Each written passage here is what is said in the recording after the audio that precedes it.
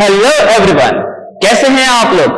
I am अभिषेक सक्सेना और आज के लेक्चर में हम पढ़ेंगे next topic of solid state. बच्चों, लास्ट लेक्चर में हमने डिस्कस किया था व्हाट आर सॉलिड एंड उनके बेसिक प्रॉपर्टीज के बारे में डिस्कशन किया था और हमने फाइनली डिस्कस किया था what means crystalline solid and amorphous solid के बारे में।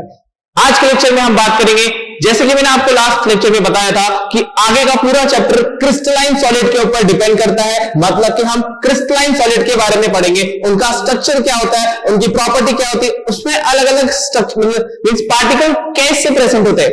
तो बच्चों, आज का लेक्चर में स्टार्ट करने से पहले बता दूंगा कि आज का लेक्चर गर्ल्स को बहुत पसंद आएगा और अगर आपने गलती से अपने मम्मी को दिखा दिया तो उन्हें तो लगेगा कि स्कूल में या कॉलेज में केमिस्ट्री की जगह सर रंगोली बनाना सिखा रहे हैं, क्योंकि आज के लेक्चर में आपको ऐसा लगेगा कि हम रंगोली बनाने वाले हैं। चलिए स्टार्ट करते हैं हम हमारा लेक्चर। आज का सबसे पहला पॉइंट अगर हम कहेंगे तो टॉपिक स्टार्ट हो रहा है हमारा क्रिस्टल स्ट्रक्चर से। देखो बच्चों, क्रिस्टलाइन सॉलिड में हमने कहा था कि जितने भी क्रिस्टलाइन सॉलिड है इस तरीके से क्रिस्टल फॉर्म में प्रेजेंट रहेंगे, उनका अरेंजमेंट एक सिस्टमैटिक वे से रहेगा।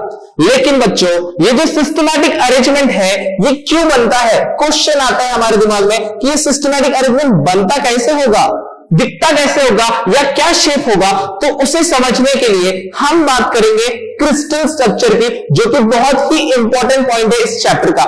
चाहे वो बोर्ड्स हो, चाहे कोई भी कॉम्पिटिटिव एग्जाम हो, सब पोर्शन में ये एक बहुत ही इंपॉर्टेंट पॉइंट है, क्योंकि ये जो टॉपिक है ये हम बाकी किसी चैप्टर में नहीं पढ़ते, सिर्फ इसी चैप्टर में पढ़ेंगे कि सॉलिड का जो स्ट्रक्चर है या फिर उसमें जो पार्टिकल्स है वो कैसे प्रेजेंट है।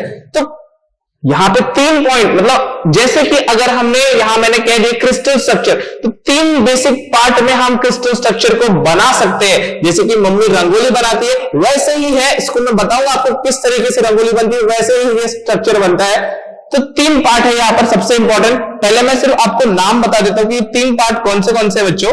तो पहला पार्ट है हमारे पास में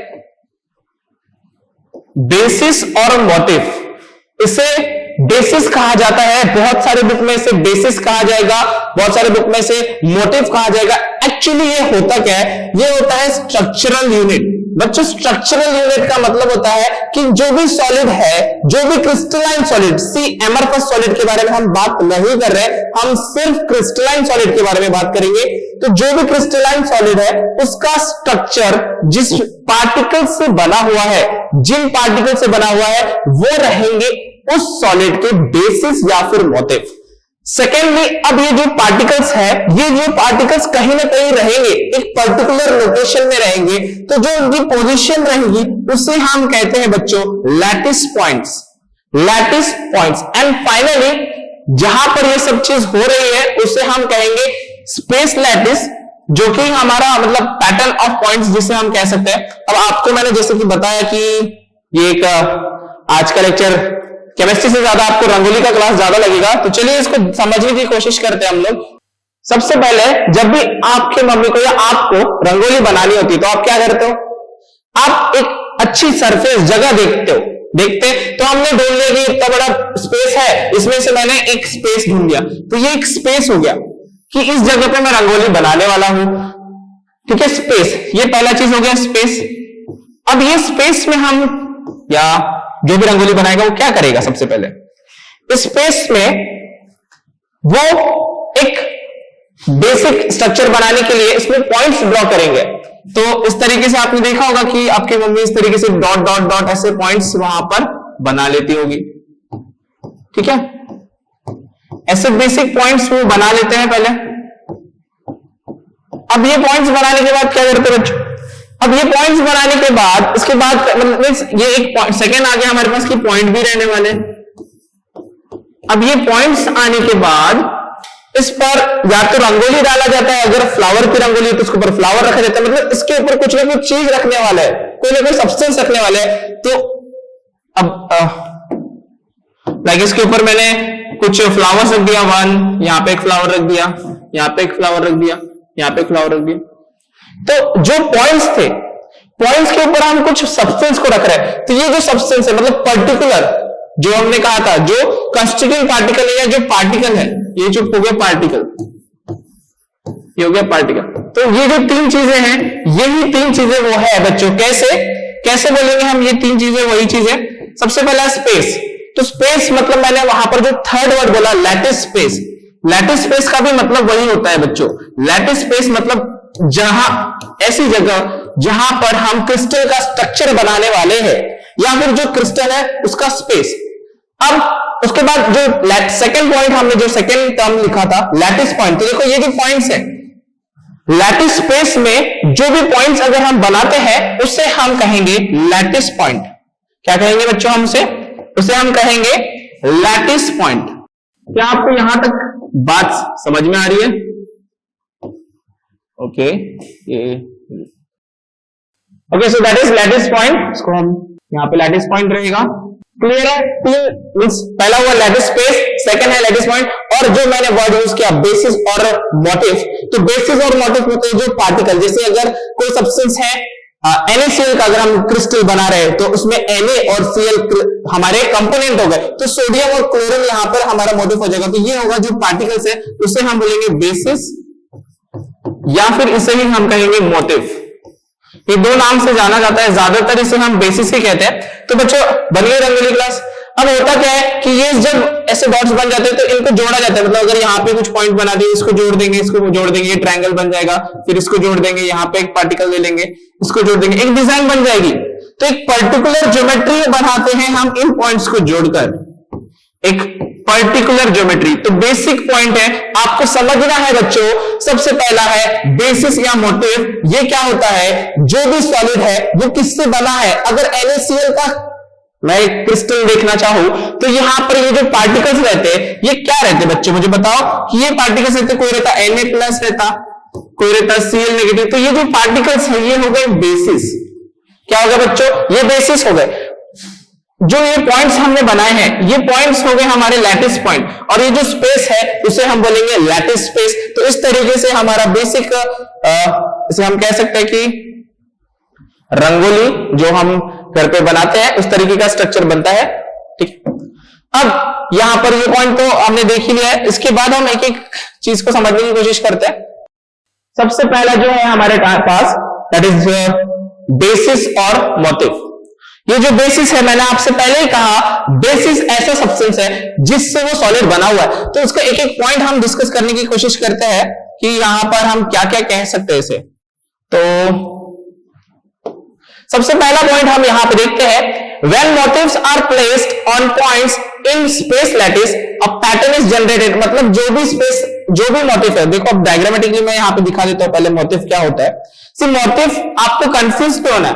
बेसिस या मोटिव मतलब जिससे वो बनता है। अगर वो सॉलिड NaCl का है तो उसमें Na+ और Cl नेगेटिव रहेंगे। अगर वो डायमंड का है तो कार्बन रहेंगे। हमने लास्ट लेक्चर में देखा था different types of crystalline solid. तो उसमें जिस भी कंपोनेंट से वो बनता है वो कंपोनेंट, जैसे कि आप देख सकते हो जो बड़े बड़े बॉल्स, जो बॉल्स दिखे है ऑस्टिक है, तो बॉल्स जो है वो हमारे कंपोनेंट हुए। तो दिस इज द मोटिव। मतलब कोई भी आप छोटे बॉल बड़े बॉल जो हम बना, यहां पे जिस भी डायग्राम में जैसे small balls and big balls दिखेंगे दैट आर द मोटिव। क्या रहेंगे बच्चों? वो मोटिव या बेसिस रहेंगे। जैसे अभी हमने पहला पॉइंट क्या बताया कि जो मोटिव है उससे क्या बनने वाला? पैटर्न बनने वाला। Pattern is generated. अगर हमने इन मोटिव को सिस्टमैटिक वे से रखा, अब देखो रंगोली बनाना है मुझे, सिस्टमैटिक स्ट्रक्चर बनाना है, मतलब एक डिजाइन बनानी है मुझे, तो मैंने डॉट तो लगा दिए लेकिन उसके ऊपर मैंने कुछ रखा नहीं, कुछ फ्लावर्स नहीं रखे, कुछ कलर्स नहीं रखे, तो क्या वो एक डिजाइन बनेगा? बिल्कुल डिजाइन नहीं बनेगा, सिर्फ पॉइंट बन के रह जाएगा। हमें पॉइंट नहीं चाहिए, हमें ऐसा पूरा स्ट्रक्चर चाहिए बच्चों, पूरा स्ट्रक्चर चाहिए। तो हमें उसमें मोटिव या बेसिस रखना पड़ेगा। पहला पॉइंट आपको ध्यान में रखना है कि बेसिस क्या है। सिंपल वर्ड्स में क्या बताया? Structural unit. सिंपल वर्ड्स में अगर आपको एक वर्ड में याद रखना है तो वो क्या है? Structural unit. स्ट्रक्चरल यूनिट मतलब जिस सब्सटेंस से वो सॉलिड बना होगा। दूसरा इंपॉर्टेंट पॉइंट कि मोटिव को अगर हम एक पॉइंट्स में रखते हैं, पॉइंट्स कौन से बच्चों? Lattice point. लैटिस पॉइंट पे अगर हम रखेंगे तो लैटिस पॉइंट पे अगर रखते हैं तो वो बनाता है एक प्रॉपर पैटर्न। क्या बनाएगा बच्चों? एक पैटर्न बनाएगा। ये बहुत ज्यादा इंपॉर्टेंट है कि पैटर्न बनाएगा। उसके बाद in crystal structure motif is a molecule, atom और आयन। देखो यहां पर क्लियरली समझ में आता है कि मोटिव एक मॉलिक्यूल हो सकता है। बच्चों हमने लास्ट लेक्चर में डिस्कस किया था कि about the what we discuss in last lecture different components कि मॉलिक्यूलर सॉलिड में क्या होगा, आयनिक सॉलिड में क्या होगा, कोवेलेंट सॉलिड में क्या होगा, मेटालिक सॉलिड में, तो मॉलिक्यूल हो सकता है, एटम हो सकता है और आयन। तो ये जो भी सॉलिड है उस सॉलिड के मॉलिक्यूल, एटम और आयन को ही हम बेसिस या मोटिव कहेंगे, कुछ अलग नहीं है, कुछ अलग नहीं है। अपने मतलब वर्ड कंफ्यूज करता है लेकिन कंफ्यूज नहीं होना, बड़ा सिंपल वर्ड है। When we place motif in an identical manner on the points of space that is we give a crystal structure. मतलब देखो बच्चों, ये जो मोटिव है या फिर ये जो बेसिस, मतलब मोटिव मतलब ये बेसिस होता है। बेसिस को अगर हमने सिस्टमैटिक पॉइंट में रख दिया, जैसे यहां पे मैंने एक बॉल रख दिया, सेकंड बॉल, थर्ड बॉल, फिर यहां पे एक रख दिया, तो इसको कनेक्ट कर देंगे तो एक सिस्टमैटिक स्ट्रक्चर बन रहा है। एक ऊपर रख दिया, ये एक सिस्टमैटिक स्ट्रक्चर बन रहा है बच्चों, बनेगा इस तरीके से सिस्टमैटिक स्ट्रक्चर। इसी का मतलब अगर मैंने बेसिस को प्रॉपर अरेंज किया तो एक प्रॉपर स्ट्रक्चर मेरे पास मिल जाएगा। ठीक है बच्चों, यहां तक क्लियर है। इसके बाद हम बात करेंगे again about the further points of motif. अब then further points of motif में अगर हम बात करते हैं तो the crystal structure is obtained by associating structural motif with lattice. मतलब यहां पर भी यही पॉइंट, मतलब एक ही पॉइंट को हम अलग अलग टाइप से बोल रहे हैं कि जो हमारा क्रिस्टल स्ट्रक्चर है बच्चों, जो क्रिस्टल स्ट्रक्चर है, क्रिस्टल स्ट्रक्चर अगर हमें बनाना है तो हमें मोटिव को लैटिस पॉइंट पे अरेंज करना पड़ेगा। देखो बच्चों, पॉइंट्स पे अरेंज करना पड़ेगा, अदरवाइज वो सिस्टमैटिक तरीके से अरेंज नहीं होगा। अगर हमने पॉइंट्स बनाए, देखो रंगोली में अगर पॉइंट्स बना है तो वहां पर सिस्टमैटिक, अगर वहां पे कलर करेंगे तभी रंगोली बनेगी या तभी डिजाइन बनेगा, अदरवाइज कोई डिजाइन नहीं बनेगा। Next one, each repeated basis motive has, basis और मोटिव हैज सेम स्ट्रक्चर। देखो बच्चों, ये भी ध्यान में रखना है कि यहां पे अगर मैंने ग्रीन बॉल बनाया तो यहां पे ग्रीन बनाया, यहां पे ग्रीन बनाया, यहां पे ग्रीन बनाया, ऐसे नहीं होगा कि पहला सोडियम ले लिया दूसरा पोटेशियम आ गया। अगर आप कोई भी सॉलिड बनाते हो तो उसमें एक मोटिव अगर आपने ले लिया है तो वो हमेशा सेम रहेगा, मतलब उसका स्ट्रक्चर हमेशा सेम रहेगा, क्योंकि हमने क्रिस्टलाइन सॉलिड में कहा था बच्चों कि क्रिस्टलाइन सॉलिड का अरेंजमेंट फिक्स होता है, रेगुलर होता है। अगेन अब इसकी वजह से क्या होगा, उनके स्पेशल ओरिएंटेशन की वजह से क्या होगा, they has same structure and same special orientation. मतलब देखो इनका जो लोकेशन है, बराबर ग्रीन वाले बाहर है और ब्लैक वाले कहां पे है, अंदर है, मतलब कि प्रॉपर लोकेशन में रहेंगे। कोई स्पेशल ओरिएंटेशन, ओरिएंटेशन का बच्चों मतलब क्या होता है, अरेंजमेंट या फिर एक पोजीशन। ओरिएंटेशन मतलब पोजीशन बोल सकते हैं हम इसको सिंपल वर्ड में। ओरिएंटेशन मतलब ही पोजीशन की प्रॉपर पोजीशन में प्रेजेंट रहेगा। उसके बाद the environment of each motive is same through out the crystal. अब ये बहुत इंपॉर्टेंट है। एनवायरमेंट मतलब क्या होता है बच्चों, एनवायरमेंट मतलब हमारे आजू बाजू का एरिया। तो जो भी आजू बाजू का एरिया है मोटिव का, it is same through out the crystal, मतलब पूरे क्रिस्टल में सेम रहेगा। लेकिन होगा क्या, it is accepted from the surface, मतलब सरफेस में वो आएगा तो थोड़ा सा अलग हो जाएगा। इसको हम थोड़ा सा समझने की कोशिश करते हैं। कैसे, अगर मेरे पास में पार्टिकल्स ले लिए मैंने, मोटिव के पार्टिकल्स अरेंज किए मैंने 1 2 3 4, ये सर्फ ग्राउंड के इसके ऊपर और पार्टिकल्स लगा दिए मैंने, फिर यहाँ पे और पार्टिकल्स लगा दिए। देखो यहाँ पर हो क्या रहा है कि ये हमारा पूरा लैटिस सरफेस है सपोज, तो जो अंदर के पार्टिकल है, देखो इसके अरेंजमेंट में इसके चारों तरफ पार्टिकल्स आ रहे हैं, लेकिन ये जो सरफेस के पार्टिकल है यहाँ पे खाली है, यहाँ पे भी खाली है, यहाँ पे भी खाली है, यहाँ पे भी खाली है। लेकिन अंदर वालों के पास, सबके पास और भी एनवायरमेंट, मतलब उनके आजू बाजू के लिए सेम है। इसके साथ आजू बाजू में भी 4 पार्टिकल है, इसके आजू बाजू में भी 4 पार्टिकल, इसके आजू में 3 ही पार्टिकल आ रहे हैं। इसका मतलब अंदर में जो भी पार्टिकल्स रहेंगे, अंदर में ये पार्टिकल्स मतलब भी क्या हुआ बच्चों, मैं जो पार्टिकल बोल रहा हूं वही उसी का मतलब तो मोटिव है ना, पार्टिकल्स का ही मतलब मोटिव है। मोटिव और बेसिस दोनों सेम ही है, समझ में आ गया। सो आप यहां से क्लियरली समझ सकते हो कि पार्टिकल्स अगर अंदर रहेंगे तो उनका आजू बाजू में एनवायरमेंट सेम है, लेकिन जो सरफेस के पार्टिकल है वहां पे थोड़ी सी गड़बड़ है, थोड़ा सा डिफरेंस आ जाएगा वहां पे। देन फर्दर अगर हम बात करते हैं, ये हुआ हमारा पहला पॉइंट, मतलब कि क्रिस्टल स्ट्रक्चर के फर्स्ट पॉइंट के बारे में हमने डिस्कस कर लिया। फर्स्ट पॉइंट क्लियर है, पहला पॉइंट जिससे सॉलिड बनेगा। अब ये जो सॉलिड बनने वाला है, मतलब सॉलिड बनने तो वाला ही है, तो अब जो हमने कंपोनेंट देख लिए, बेसिस मतलब किससे वो बनता है। अब ये जो पार्टिकल्स है, जैसे सोडियम है, कोई भी एटम्स हो सकता है, मॉलिक्यूल्स हो सकता है, आयंस हो सकते हैं, इन्हें हम प्रॉपर पॉइंट पे रखेंगे। अब ये जो पॉइंट है, उसे हम क्या कहेंगे बच्चों? उसे हम कहेंगे लैटिस पॉइंट। इसे हम कहेंगे lattice point. They are the position of basis. क्या है बच्चों ये? पोजीशन ऑफ बेसिस, मतलब जो कंपोनेंट्स है उनकी एग्जैक्ट लोकेशन अगर हमें पता करना है तो लैटिस पॉइंट हमें बताएंगे। जैसे रंगोली बनाते हैं, जब मम्मी ऐसे डॉट डॉट डॉट डॉट बनाती है, वो जो डॉट डॉट है वो है लैटिस पॉइंट बच्चों। उन लैटिस पॉइंट पर हम कंपोनेंट रखने वाले। तो देखो, सबसे पहला सिंपल वर्ड्स में आपको डिफाइन करना है, तो set of point at same location as centre. मतलब होता क्या है, देखो बच्चों, अब हम जब सॉलिड देखते हैं तो हमको वहां पे पॉइंट्स नहीं दिखते, हमको ये पूरा सॉलिड दिखता है। हम इसको माइक्रोस्कोप से देखते हैं तो हमको एटम दिखते हैं, तो एटम का हम सेंटर लेते हैं। इसलिए क्या कहा है कि सेंटर पॉइंट्स। इसको समझने के लिए हमें एक छोटा सा पॉइंट समझना पड़ेगा यहाँ पर।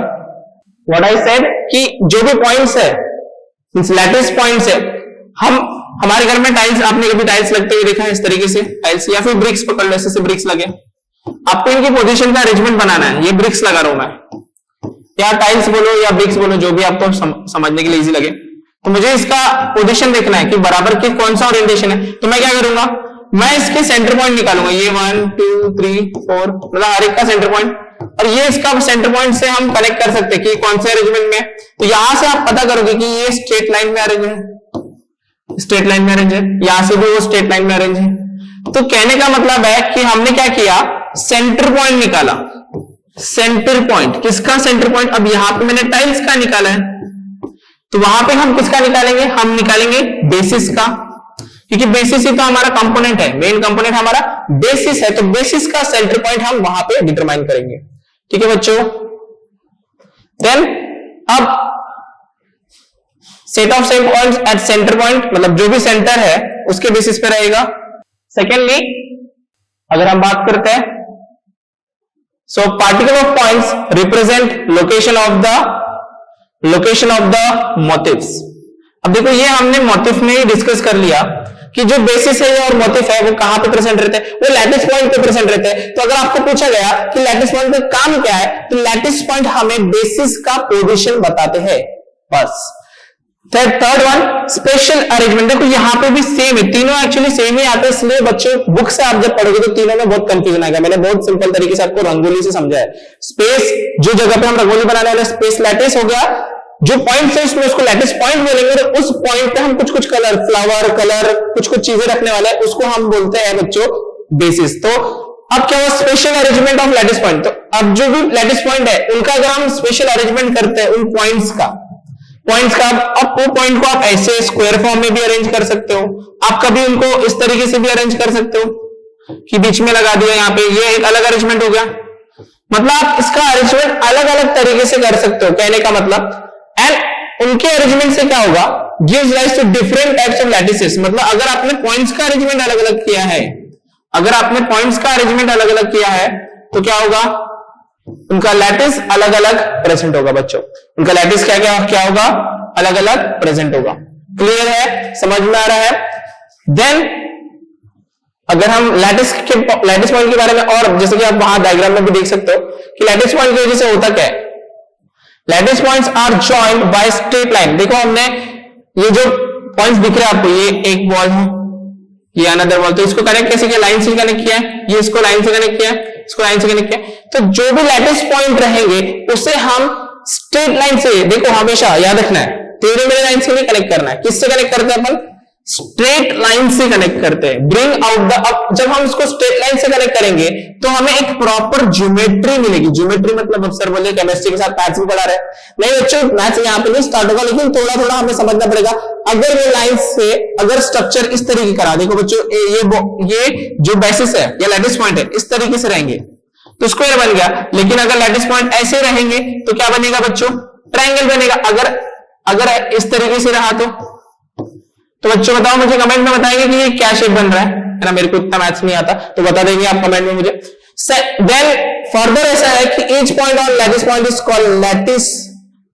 ईच पॉइंट इन अ लैटिस, मतलब कोई भी अगर लैटिस, ऐसे लैटिस मतलब लैटिस स्पेस, लैटिस मतलब लैटिस स्पेस।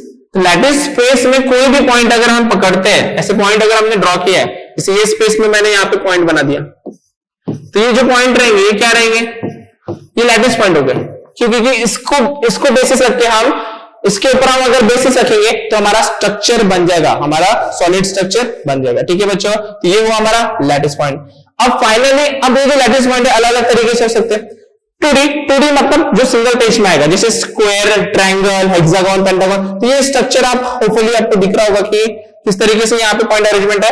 यहाँ पे लैटिस ए में देखो, यहाँ पे मैंने पॉइंट्स मतलब इस तरीके से अगर अरेंजमेंट रही, ये एक टाइप की अरेंजमेंट हो गई। तो ये क्या हो रहा है, ये 2D अरेंजमेंट है बच्चों, क्योंकि इसमें से जो भी ज्योमेट्री बनेगी वो 2 डायमेंशनल बनने वाली है, इसलिए 2D अरेंजमेंट। ये एक टाइप का अरेंजमेंट। और दूसरा टाइप का कैसे हो सकता है कि मैंने पहले लाइन से इसको अरेंज कर दिया, उसके बाद इन दोनों के बीच में अरेंजमेंट कर दिया, उसके बाद वापस से ऐसा ही अरेंजमेंट कर दिया। सो यार हमें इसे हम बोलते हैं पैकिंग, ये हम पढ़ने वाले आगे के लेक्चर में।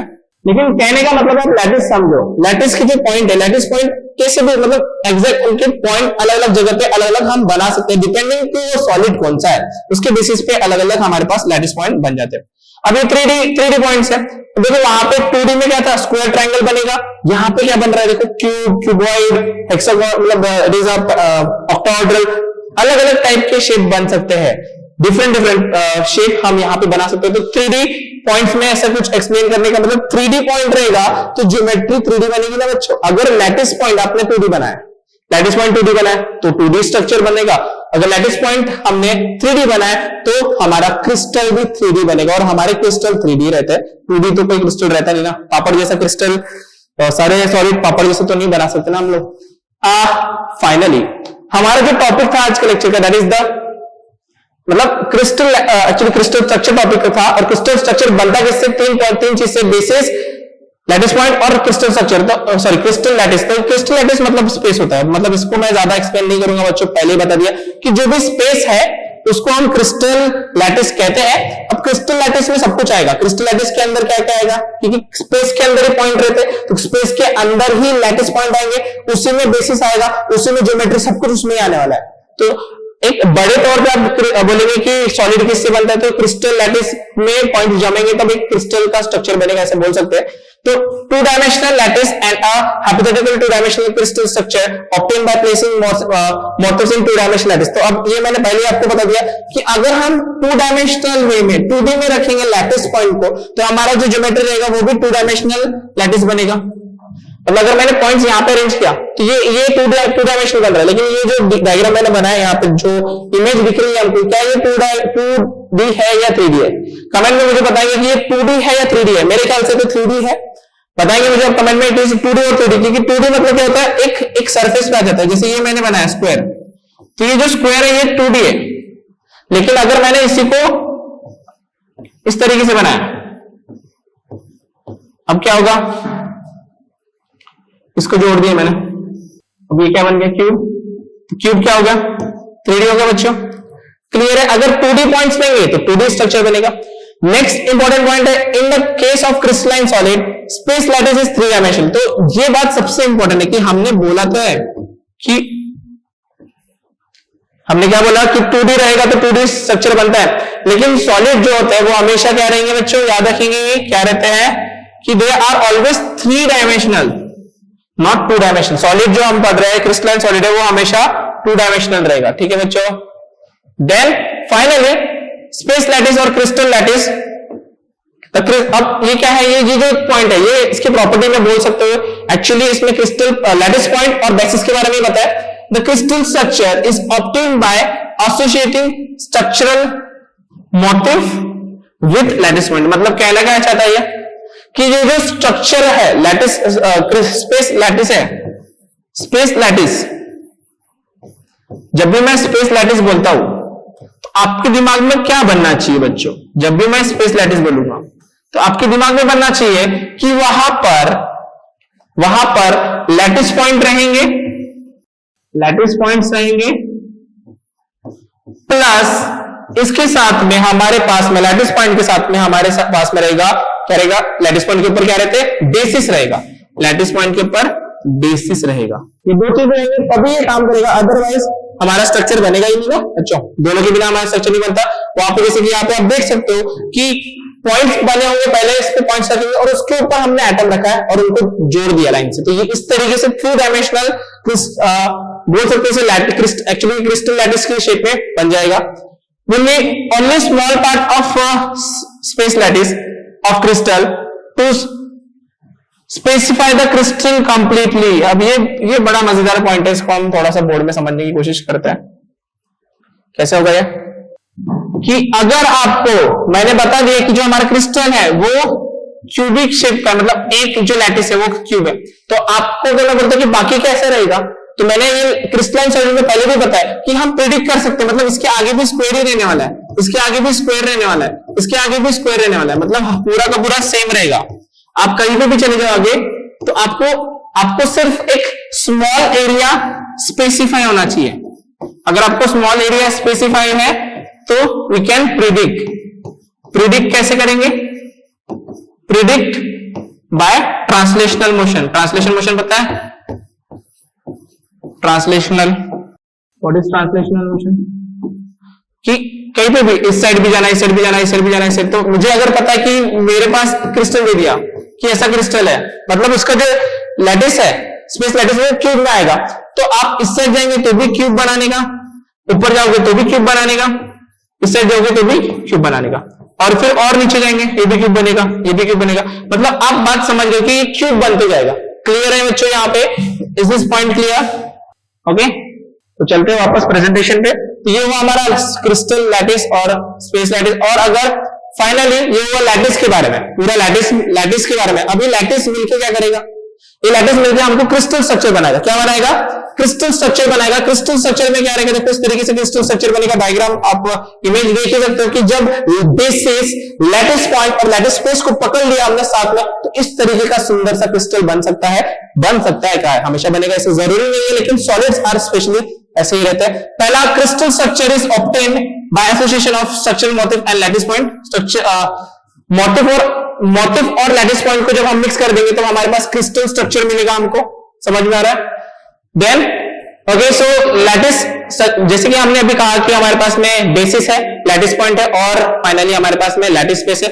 उनको जब हम मिलाएंगे तो हमारे पास में क्रिस्टल स्ट्रक्चर आएगा। मतलब क्रिस्टल स्ट्रक्चर में क्या करेगा? लैटिस स्पेस रहेगा बच्चों। लैटिस स्पेस के अंदर क्या रहता है बच्चों? अभी हमने देखा स्पेस के अंदर क्या रहता है? Point plus basis.